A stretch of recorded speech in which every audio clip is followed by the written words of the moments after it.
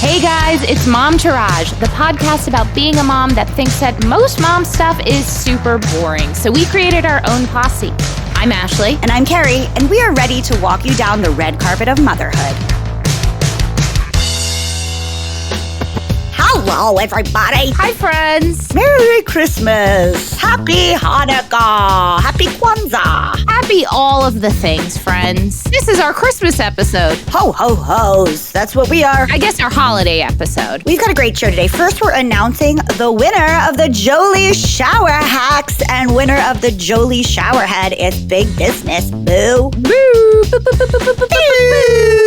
And then we were talking about ways to survive the holiday season. The weather outside may be frightful, and so might be hanging with your family. Ba-da-bum-tsh. And as always, we have our hashtag swag bag. But up next, take it away, kiddo. The tits and the shits. For today's tits and shits, I thought maybe we could do something a little bit different. Cafe Mom did something called a mom index study, and they dove into the concept of the default parent, the invisible load of parenthood that falls on one parent, typically moms, and the impact that it has during the most wonderful time of the year, the holidays. Maybe we'll do our tits and shits of being the default parent during the holidays. Let me start with the cons, because those are easy to think of for me. This goes in both categories. Doing all of the present shopping, I actually like buying gifts for people and consider myself very good at it. And thoughtful. Yeah, I really enjoy it. However, Lee and I have been together for almost 7 years, which is not a whole lot of time to get to know someone's extended family that you might want to give gifts to. So sometimes I get a little frustrated that falls on me, but I'm not really getting a whole lot of input. Or when I do have an idea, it's shot down. I'm like, because you didn't give me any input. Right. How am I supposed to know? That's a pro and a con, because I do actually like doing and figuring it out. It's just I could use some help. All of the travel and all that kind of stuff falls to me. I think part of it is because Lee's family is Jewish and my family's Catholic and his family is far away. So it's not like we're going to go do Hanukkah 8 days in California. A lot of the holiday travel is on me as well. But that's also because my family's the one doing the Christmas thing, which is a lot more going back and forth. We have a different idea of what the holiday season should look like and what kind of presents, if any, your child should get and the kind of experience. And I don't know if that comes from being the default parent. I think regardless, we would have that issue, whoever was the default parent, but laying on me to do a lot of that gift giving and creating the magic, I wish we were more on the same page. My biggest thing is if you want to put a majority of the labor on me, then I will take it, but I then don't want to hear... I don't want to hear anything. Right. I don't want to hear the naysaying when I schedule a plan, when I'm handling the holiday travel, when I'm setting dates, when I'm handling a food menu, when I'm taking care of presents, when I'm doing all of these things. You either relinquish control to me and shut your mouth, or it's an issue. That's how I am with everything that has to do with the default parent, because last night at dinner, I'm responsible for the dinner. I had worked a full day, 2 different jobs, came home, and I just hadn't planned dinner. So I made what I think is a delicious menu from what we had, including a different thing for Luna than was for me and Lee. So 2 dinners with what we had. And Lee was like, I don't really like that you use frozen kale. I was like, 1, I didn't ask you. 2, we had no other vegetables. And I pulled this truly out of my butt and made a delicious meal. I don't want to hear anything. Right. You came down and the dinner was on the table. Done. That's how I feel about this holiday thing too. So we were decorating this weekend and we went and got our tree. Matt doesn't like a fake tree. That's all pre-lit and easy. I like it, but during COVID, I was like, we're not doing the fake tree. We're doing a real tree because I need as much joy and magic as possible. I need as much serotonin firing to my body. And I want that real smell and stuff. The thing that irritates me about the tree is the needles. And our tree is very much a Jewish and Christmas tree. There are Jewish stars all over it and menorahs and dreidels and all kinds of stuff. It's the Drake of Christmas trees. It's the Ashley hearon-smith of Christmas trees. I've been wanting to redo our living room. Our living room just feels like a mess to me, but we're waiting to build built-ins on the wall. So in the meantime, I was like, you know what? I'm going to move the sofa, deep clean our ruggable carpet. And let me just tell you the amount of resistance I was met with. Really?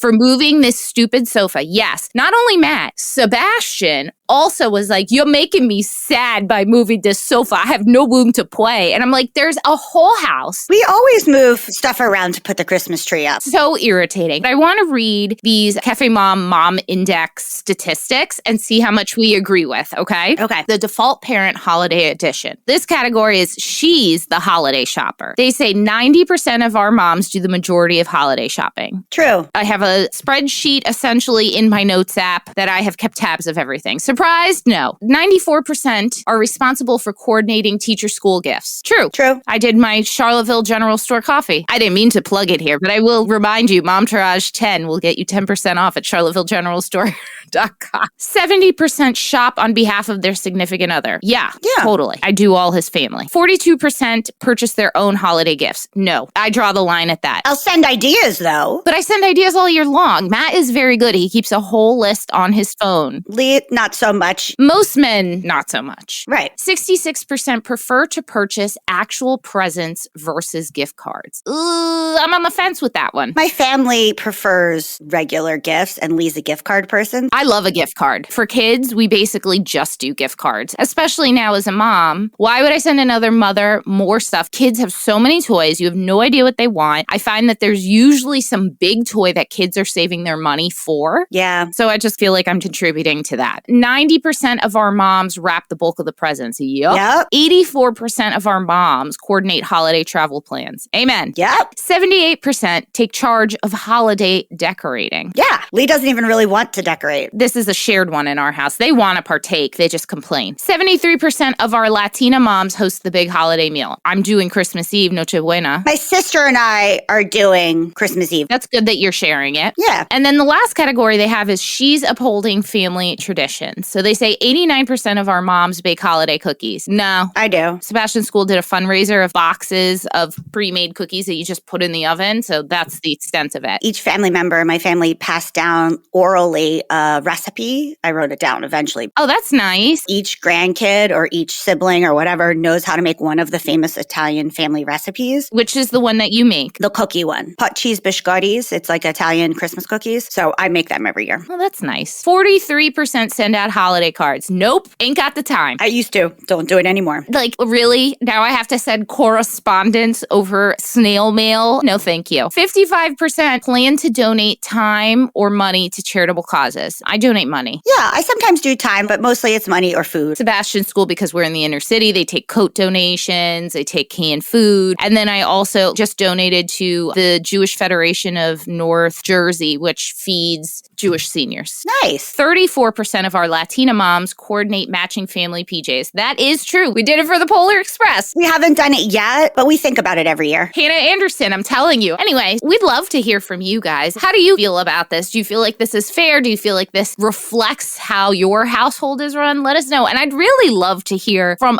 a man who is the default parent and see what the difference is. So let us know. Email us at hello@momtouragepodcast.com. So as you guys know, we love the Jolie shower head. It retails for $165. I've actually started showering more because I enjoy it so much. It's so nice. I know. You can get it at jolieskinco.com. We have partnered with them to give one mom with the best mom shower hack a new shower head. And let me tell you, it's so easy to install and you will not regret it. If you didn't hear it, Carrie had a water main break where all her water was brown and it cleared the water, which is incredible. So I thought maybe you and I should share a couple of our shower hacks. Sure. Luna is a little bit of a hesitant shower taker, but sometimes it's just easier. So I've developed a little game for her to play, which is I get little plastic measuring cups and other little plastic things, and I get food coloring, and I let her make potions with food coloring in the shower while I shower just to keep her into it. That's a good idea. Thanks. I like that. You could do it with other stuff, but I just didn't want her using my fancy shampoo and conditioner. But if I had cheap shampoo and conditioner, I would just probably use that. Originally, she was doing that in school, learning that yellow and blue make green. And so it was a learning thing. Now it's just her magic potion. Maybe about a year ago, I was doing my mom long shower day. You know how we all have like one day a week that we can shave your legs and whatever. Right. Wash your hair, shave your legs, trim your pubes, do all of those kinds of things. And, you know, I use my husband's beard trimmer to shave my pubes. Yes. And I was sitting in the bathroom, sitting on the toilet doing this so that the hair fell into the toilet. And Sebastian came in and said, Mama, what you doing? And I said, well,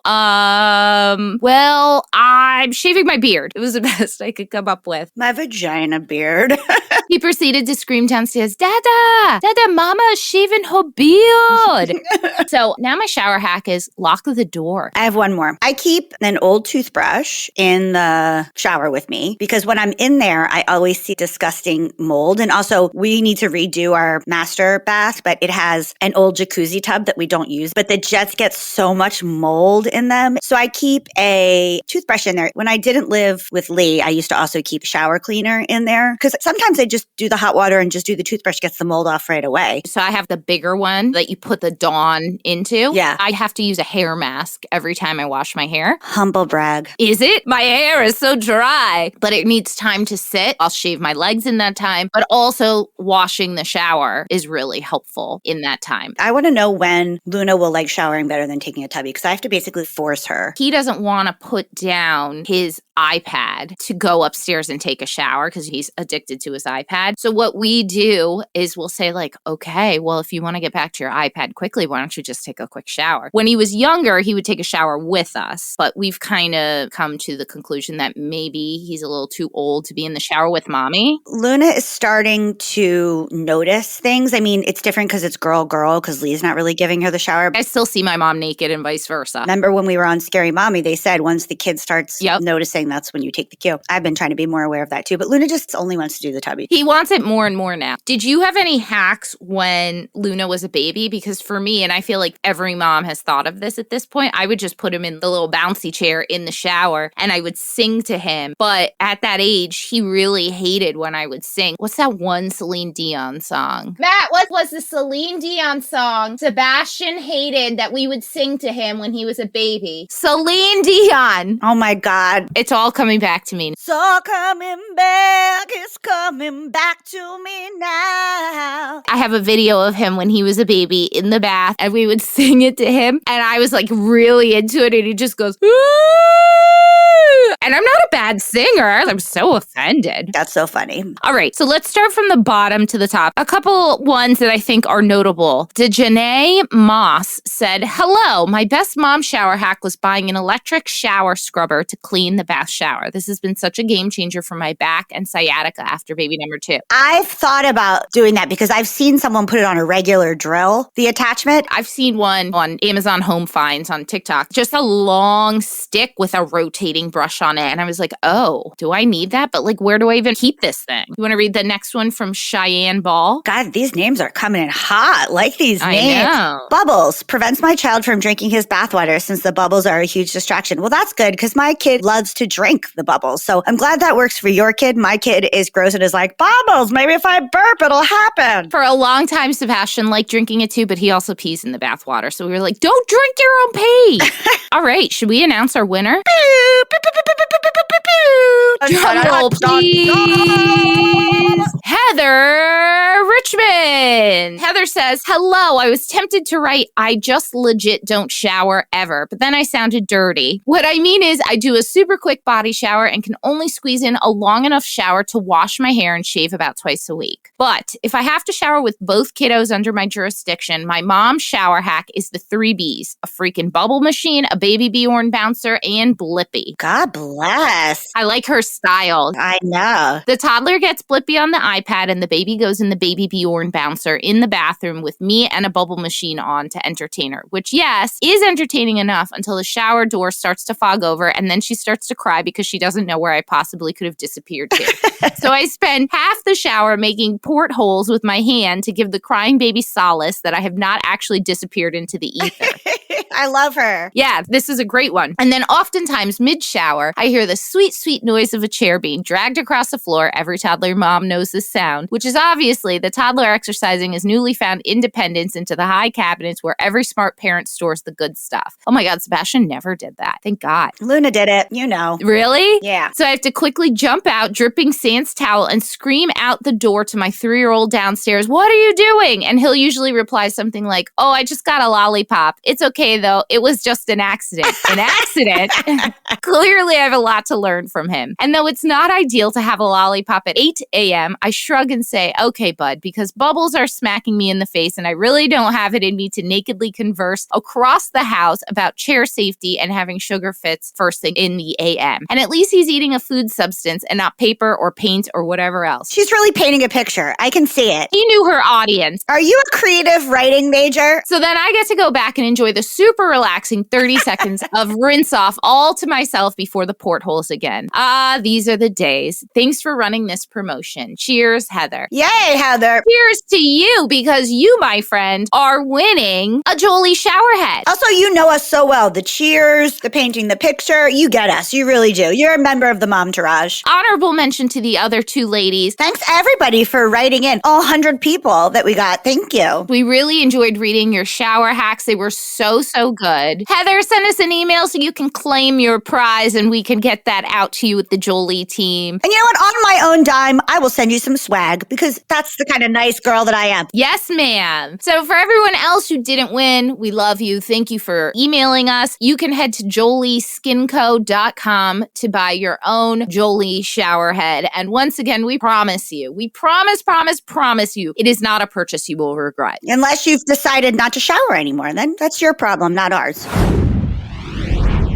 I pulled a couple of articles, not from our usual places, primarily from conscious parenting blogs. Sorry, that's me. I pulled from care.com and Your Parenting Mojo. Again, care.com is the app where you can get babysitters. That's how we found Bianca. And then Your Parenting Mojo is just a blog. And talking about how we can survive the holidays. It's a two-tiered thing. One is things you can do personally to survive the holidays and other things about visiting other people. Okay. First thing, perfectionism. Parents get a lot of mixed messages about what makes good parents. Perfectly curated holidays a la Instagram and Pinterest can leave us feeling like we need to live up to some kind of perfectionism. I mean, I agree 100%. Also, I don't really care to see people's Christmas tree. It's like every year on 4th of July when people post firework things and you're like, okay, I've seen it. I just want to feel good in my own house. I don't really care about other people's. I'm sort of more on the second one than the first one. But the second one is pressure to recreate the magic of our childhoods or do better than what we had if you didn't have the best version of that. Tradition can be a powerful driver at the holidays, and at times it can make things that should be fun seem like a duty. My family always made the holidays very magical, both in tradition and just in that little kid magic. That's where I feel the perfectionism. I'm like, I want to make sure that I'm creating those kind of memories for my kid. I want Sebastian to have the holiday memories I have of waking up, going downstairs to the Christmas tree, opening the presents, both sets of grandparents being there. But at the same token, someone like my mom resents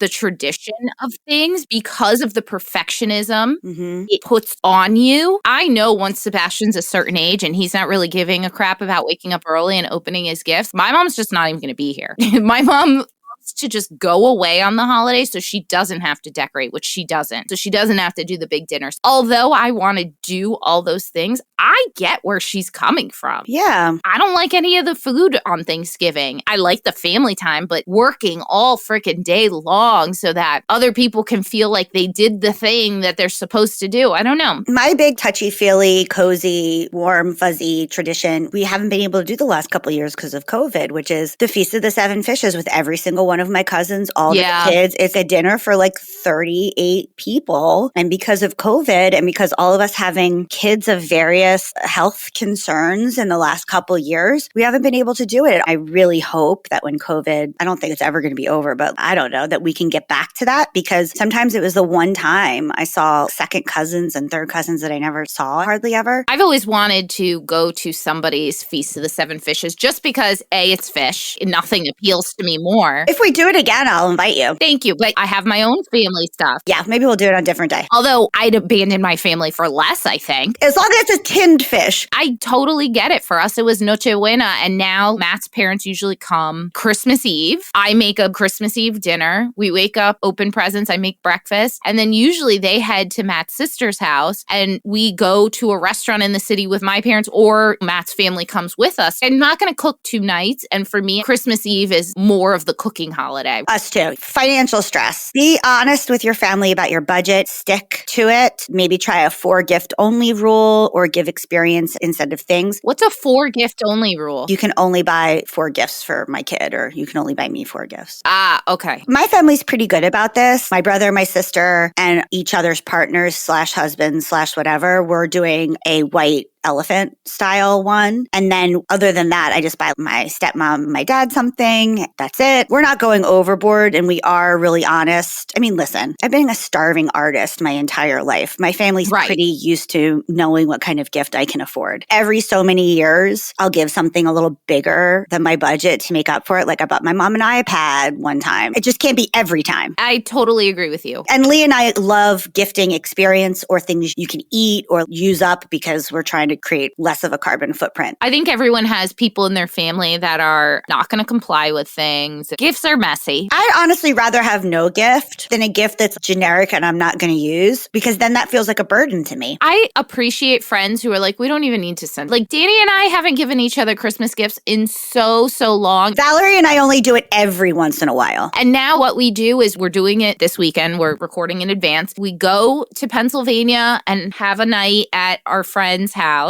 Everyone, including the kids, does a white elephant for our family. There's 3, which I did the shopping for all 3 of these gifts. Luckily, I got Danny this year, and that's how I end up giving my friend a gift. Valerie and I decide what years we're going to do it. This year, she's like, I bought you something, so we're doing something this year. I was like, great, but we don't feel the pressure. So keeping up with the Joneses. Don't feel the need to be a crafty Pinterest mom. Comparison is contributing to the stress. Make it fun regardless of what others are doing. In case you guys didn't know, I don't give a fuck what other people think normally. I really don't. And I don't give a fuck to be as good or as cool or as great as anybody else. I don't give a fuck about that, but I'm sure lots of people do. I know my sister does. My sister is a person that feels the pressure of keeping up with the Joneses. And that tracks since she was a kid too. My brother and I have been like, why would you want us to be a part of your group? We don't want to be a part of your group. The bottom line, you just got to take care of yourself. Make it fun. Keep it fun. Take care of yourself. So now this is interesting. This is how to keep your sanity with your family. These are some things I have thought of, but not all of these things. They come up at various times, but during the holidays, you're going to get all of them at the same time. Yeah. Carefully consider where you will stay. Lee and I have been doing this even before we had kids. There's just certain places that are not comfortable for an adult couple to stay anymore. I don't need to sleep on a pull-out couch. No. I can afford a hotel. Yep. Sometimes we'll do more driving than we need to so that we can stay in our own house or at the relative's house that's better to stay at. For instance, I love my sister, but their house has so many people in it already. My dad, my stepmom, my sister, her 3 kids, cats, dogs. Yeah, I can't even imagine. Even though they have an extra room, adding 3 more people to that load is a lot. Plus, trying to get your kid to go to sleep and all of that. They have a beautiful guest bedroom, and it's fine when I come because it's just 1 more person to the load, but 3 is a lot. Yeah. Plan in advance about where to set boundaries around family members. That's a tip from my therapist. That's important. My therapist said that before Thanksgiving. She's like, plan in advance where you're setting your boundaries, because that's just something I've been working on. I have a tricky relationship with my dad. So much of my adult life has been learning to set boundaries with him. And so that always comes up. But also it's like advocating for my partner too. So maybe Lee has boundaries that he needs to set with people that I don't have those boundaries with, but I need to try to support and advocate for those boundaries for him because he might not be able to do it if it's my family. That's a tricky thing that we recently ran into an issue with that. On one hand, whoever's family it is the one that should be handling it. Mm-hmm. But there's a fine line because, for example, Matt and my mom will get into silly little arguments that are so insignificant. And I start to freak out because I'm like, I got to be there for Matt. Right. I got to do this. But it's also like Matt knows my mom. My mom knows Matt. If these two are not going to be cautious, this is just an example because I'm not saying that this has happened, but if these two are not going to be cautious of each other and courteous of each other's feelings and knowing what triggers one or triggers the other, then why is it my responsibility to take that on also?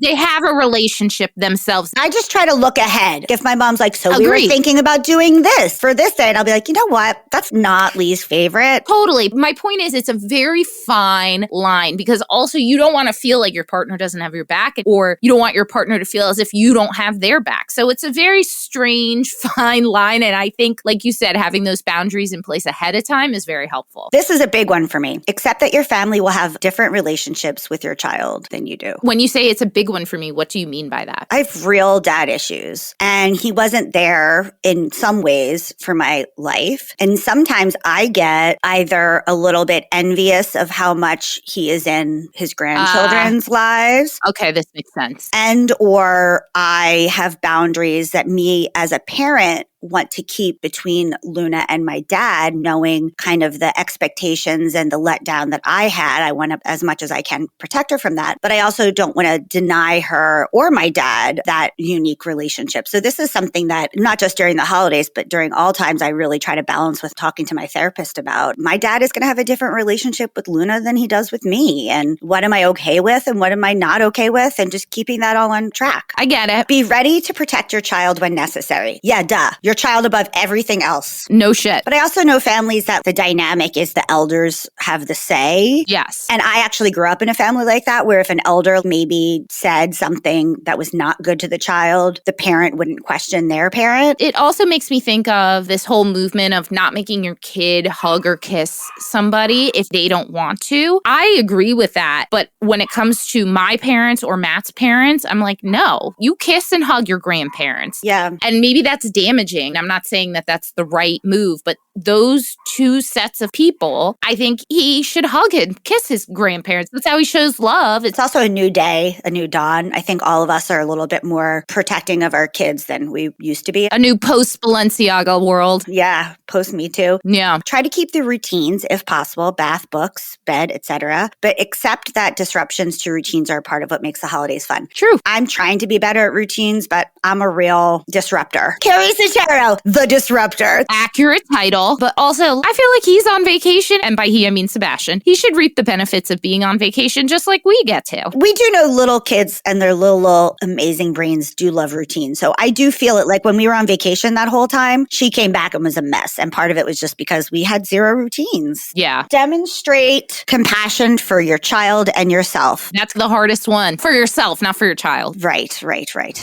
Hashtag swag bag.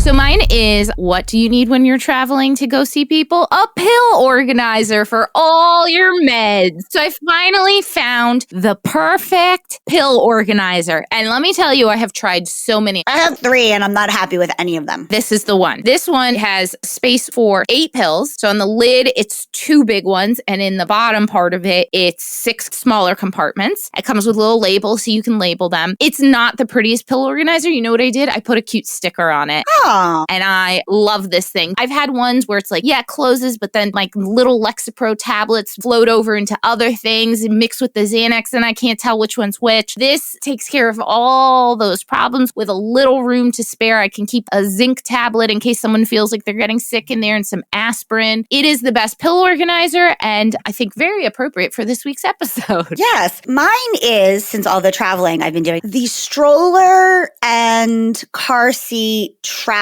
backpack. So I have a couple of hacks for this. So it's a padded backpack. It's made to look like a car seat. So we put Luna's car seat in there. And then when we check it at gate check, it's nice and safe. But now, because Luna's using her car seat, because it's like a booster on the plane to sit on, our collapsible stroller, which collapses really small, goes in that same backpack at gate check. So we basically switch them depending on where we are on the journey. But this is a padded backpack. You wear it on your back because it's always awkward to carry those things around. And then hack, please don't come at me, American, United Airlines, whoever you are. You know those little zip air compressed containers, not the ones that shrink everything, but the organizers. You're like, my underwear is here. Yes. I usually put Luna's clothes in one of those in my suitcase. But on the way back, if I have souvenirs, I put the whole zip thing in the backpack back and it gets gate checked along with my stroller. Oh. And times when I've only wanted a carry-on, I've done the same thing. I've packed all of Luna's clothes in one of those things and checked it in the backpack because they don't see what's in the backpack as my gate check item. I love this for you. You get away with sometimes not having to buy the extra money to do a checked bag. That's like the people who fly on Spirit and put it into their neck thing. Before Luna, I could oftentimes get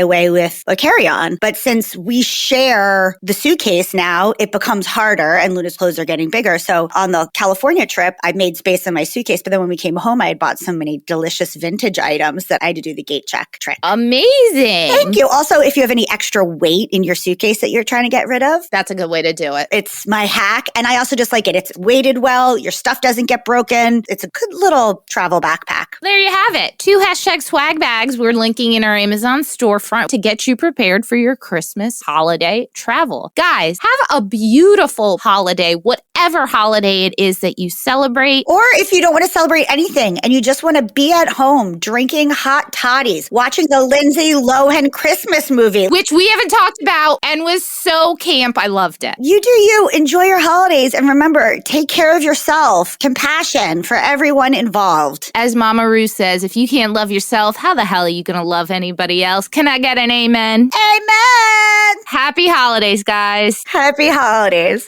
Okay, that's our show today, folks. Thank you so much for giving us a listen. Please do not forget to rate, review, and subscribe or follow. We are out here on our own, and these things really, really matter.